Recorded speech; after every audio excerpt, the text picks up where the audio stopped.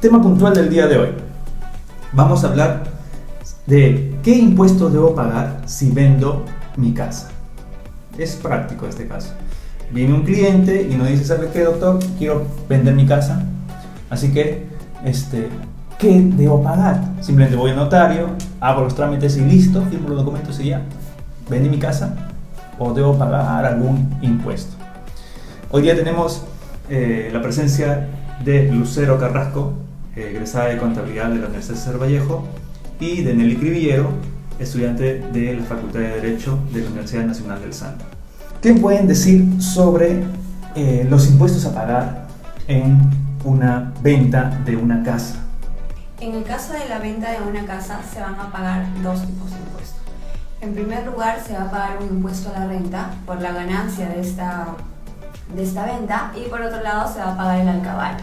Ahora, ¿quiénes pagan esos impuestos? El impuesto a la renta lo va a pagar el vendedor, el propietario de ese inmueble, y el alcabala lo va a pagar el adquirente, es decir, quien recibe esta casa. Lucero, ¿cuánto debería pagar si es que me dice, quiero, o si necesitas otros datos, también preguntas? La persona viene y me dice, quiero vender mi casa en 100.000 soles. A ver, para sacar el impuesto a la renta, digamos, el impuesto que se tiene que pagar por la venta del inmueble, se debe tener en cuenta, digamos, si yo lo vendo a 100.000, tengo que saber cuánto me costó. Ya, pongamos que le costó 80.000. Ya, entonces, por ejemplo, entonces sería los 100.000 que lo estoy vendiendo menos los 80.000 que me costó adquirir. Esa diferencia se le llama ganancia de capital. Por esa ganancia yo voy a tributar a la SUNAT el 5%. Ok, entonces lo que me está diciendo es, si esta persona lo vende 100.000 y le costó 80.000, ¿cuánto está ganando? 20.000. Entonces debe pagar el 5% de los 20.000. De los 20.000. Porque esa es su ganancia. Si alguien quiere vender un inmueble, si es una persona natural, tiene que pagar el impuesto a la renta, que se le denomina impuesto a la renta de segunda categoría. Ganancias de capital.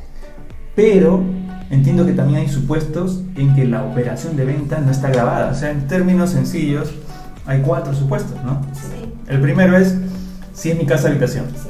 Pero también para esto acotar que para que sea considerada casa habitación debe estar en tu propiedad por 2 años y no tener el uso exclusivo de arrendamiento, oficinas, etc. Comercio para que sea considerada casa habitación. Ok. Entonces, 4 supuestos. 4. En resumen es, si yo calzo en alguno de estos 4 supuestos, no pago impuesto a la renta de segunda categoría. No, esta es exonerada. Ya, entonces, primer supuesto es, me dices casa habitación, es decir, debe ser mi casa habitación, estar en mi propiedad por más de 2 años. Y que no esté dedicado exclusivamente a comercio, es decir, que sea mi casa habitación realmente. Segundo supuesto en el que no pago este impuesto, cuando ha sido adquirido antes del 2004. Cuando lo adquirí antes del 2004. O sea, si lo adquirí en el 2003, 2002, no pago tampoco impuestos, cosa que algunos no sabemos.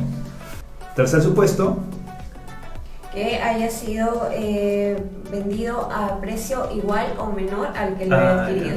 Es decir, si lo compré a 100.000 y lo vendí a 100.000, no tengo ganancia. Como no tengo ganancia, ¿de qué voy a tributar? ¿Ok? Entonces, tercer supuesto. Y el cuarto supuesto es cuando no calza como renta de segunda, pero calza como renta de tercera, es decir, continuamente te dedicas a la venta y compra y venta de bienes de inmuebles. Ahí se le considera una renta de tercera categoría porque te dedicas exclusivamente a la venta, compra y venta de instituciones. Es decir, es una persona que construye y vende, construye y vende. Exacto. Entonces es una persona que su negocio es construir y vender inmuebles. Claro. Bueno, ahí sí está grabado, no con este impuesto, pero sí con renta empresarial. Sí. Ya vimos los supuestos en el que no está grabado. Pero vayamos al caso en concreto. Vino un cliente y me dice, doctor, quiero vender mi casa habitación, pero no es la única casa habitación que tengo. Tengo 2. Tengo una acá en Chimbote y tengo otra en Pucallpa. Entonces, en Pucallpa tengo una casa habitación en la que siempre voy, donde están con mis hijos, pero tengo mi otra casa habitación en Chimbote. Tengo 2 casas, 2 inmuebles que califican como casa habitación. Ambas los tengo más de 2 años. Y ambas fueron adquiridos después del 2004. Entonces, cuando sucede esto y no hay no estaríamos dentro, al parecer, de estas causales de exoneración, ¿qué sucede? Cuando estuvimos analizando este caso, tuvimos que buscar informes de SUNAT. Y en los informes de SUNAT que estuve buscando para ver qué aplicaría en esta situación, encontramos el informe número 58-2012 SUNAT. Está grabada como el impuesto a la renta la enajenación de un inmueble efectuada por una persona natural que no genera renta de tercera categoría, es decir, no es empresarial su renta, sino es una persona natural que, considerando que el inmueble enajenado venía siendo ocupado por dicha persona como casa habitación y que esta persona además es propietaria de otros inmuebles, mejor dicho, es el caso que nos ponían en mesa. Entonces, SUNAT hace un análisis. ¿Qué señala SUNAT? Dice: entendemos que los demás inmuebles de los cuales es propietaria la persona no califican como casa habitación, de acuerdo a la definición del impuesto a la renta. ¿Y qué más dice? Al respecto, el inciso B del artículo 1 de la ley de impuesto a la renta dispone que dicho impuesto grava las ganancias de capital. Esto de acá es una ganancia de capital, ¿por qué? Adquiero un monto, vendo otro monto y esta diferencia es mi ganancia de capital. Señala además que constituye ganancia de capital cualquier ingreso que provenga de la enajenación de bienes de capital. ¿Qué es enajenación? La venta, la permuta. ¿Qué más? ¿Qué puede ser enajenación? Una expropiación, una cesión definitiva. Hay formas. La más conocida es la venta, la compra-venta. Entonces, estamos hablando de una compra-venta, es una enajenación, le dice la norma. Asimismo, señala que en caso el enajenante tuviera en propiedad más de un inmueble que cumpla con las condiciones, será considerada casa habitación, es lo que dice la norma, solo aquel que luego de la enajenación de los demás inmuebles resulte como el único inmueble de su propiedad. Entonces la norma, a efectos de aplicar o no el impuesto, te dice: está bien, tienes varias casas habitaciones, tienes varios inmuebles que califican como casa habitación, pero no va a estar grabado el último que enajenes. El primero que venda sí va a tener que pagar el impuesto a la renta mientras tenga dos. Por eso tendría que primero vender ese para que el segundo, o bueno, ceder ese de alguna manera, para que el último que le quede como casa habitación ya no pague ningún impuesto. Ok. Y esté exonerado. Entonces, hasta ahora lo que nos va diciendo el informe de SUNAT es que si tengo varios inmuebles que califican como casa habitación, el único que va a estar, digamos, que no va a estar grabado con impuesto es aquel que sea el último que quede en mi propiedad como casa habitación. A ese se le va a considerar casa habitación. Entonces, eso nos dice. Además dice, como se aprecia de las normas citadas, las personas naturales que no generen renta de tercera categoría estarán grabadas con el impuesto a la renta por la ganancia de capital obtenida por la enajenación de inmuebles que no califiquen como casa habitación. Asimismo, en caso que el enajenante sea propietario de varios inmuebles que califiquen como casa habitación y efectúe la enajenación de los mismos, solo, y eso otra vez lo resalta, solo se considerará como casa habitación al último inmueble enajenado, por lo que estará afecto al impuesto a la renta por las enajenaciones de los inmuebles realizados antes de la última. En el caso que nos pusieron el cliente, el caso que nos trajo, nos decía: si tengo dos casas habitaciones y quiero vender una de ellas. ¿Está grabado? Sí, la primera venta sí. Está grabado. ¿Por qué? Porque no es la última de su propiedad. Todavía le quedaría una. Sería la penúltima. Y según este informe de SUNAT, solo se considera como casa habitación para que no te pague el impuesto a la renta al último inmueble enajenado. Es decir, cuando venda, después que venda esta y se quede solo con la de Pucallpa, de esta sí pagaría el impuesto. No pagaría el impuesto a la renta, no estaría grabado. Pero de esta que va a vender ahora sí. Entonces, salidas. Porque el señor dice: si hubiera sabido eso, hubiera incrementado el valor de venta. Ya llegamos a un acuerdo, ya pactamos un monto y no sabía que tenía que pagar el impuesto a la renta. Y no tengo para pagar. Salidas.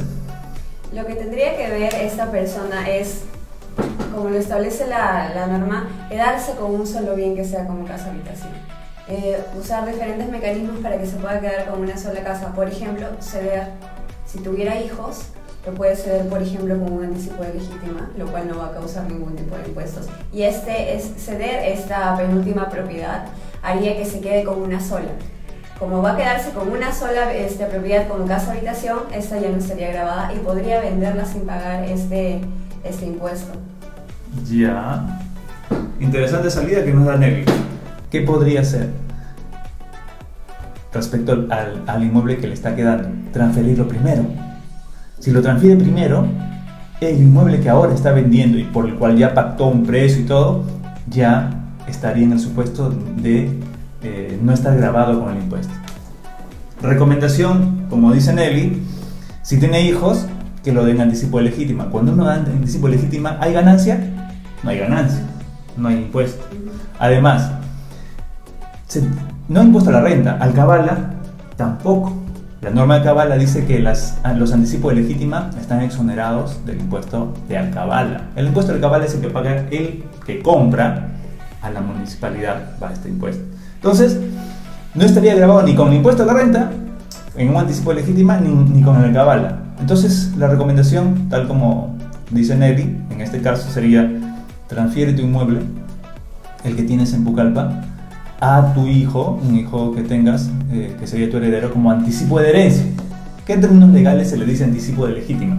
Lo transfieres, ¿qué pasaría? Te estarías quedando solo con el inmueble de Chimbote, y ese inmueble vas al notario y le dices: ¿sabes qué? Es mi único inmueble. ¿Qué dice este informe? Incluso puedes llevar tu informe de SUNAT, el 58-2012, decirle: el informe dice que en caso tuviera varios inmuebles, solo se considerará como casa habitación al último inmueble enajenado. Así que como este ahora sí es el último inmueble enajenado, se considera mi casa habitación porque sí era mi casa habitación. Y por lo tanto no estoy obligado al pago del impuesto a la renta. Te van a hacer firmar un formulario donde tú comunicas que esta operación no está grabada con el impuesto a la renta por esta situación y ya no te exigirían el pago. ¿Sí? Sí, Edgar, y bueno, quienes nos están viendo pueden pensar: ay, pero qué complicada hacer la transferencia, pero realmente no es así. Solamente al ir a la notaría para que se registre esta cesión a su hijo, eso, al hacer todo el trámite de notaría, que demoraría un día, una mañana, de repente, tendrían que pasar solamente 2 semanas para que ya pueda ser registrada esta transferencia del bien. Así que no es que tiene que pasar demasiado tiempo, no es algo tan complejo como quizás mucha gente que nos está viendo pueda pensar. No es complejo, es sencillo. Una última acotación.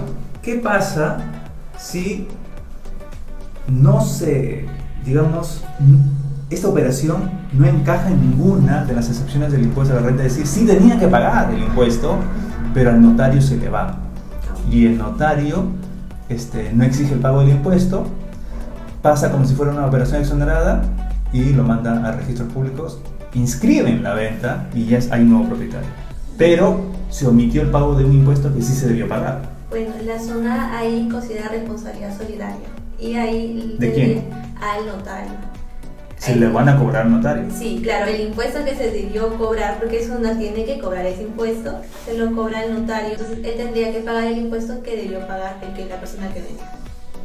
Así que, por eso es que los notarios tienen mucho cuidado en este tema. ¿Por qué? Porque si no analizan la situación correctamente y permiten que pase una exoneración del impuesto a la renta,